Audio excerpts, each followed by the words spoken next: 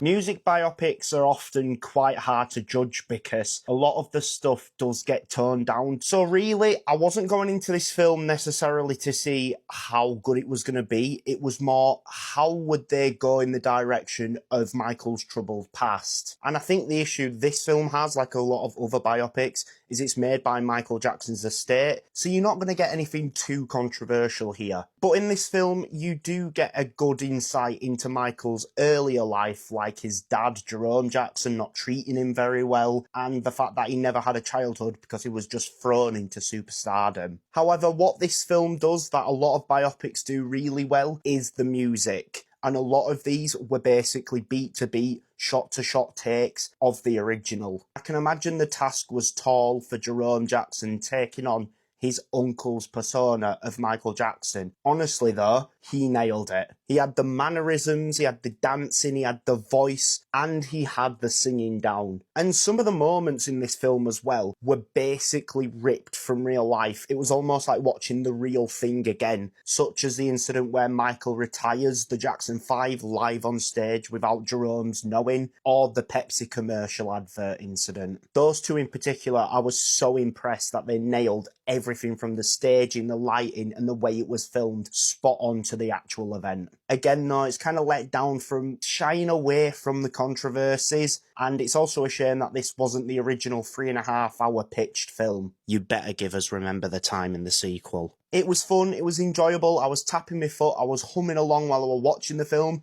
but I don't think it's one I'm going to go back to watch. I'm going to be generous here and give Michael a 6.5 out of 10.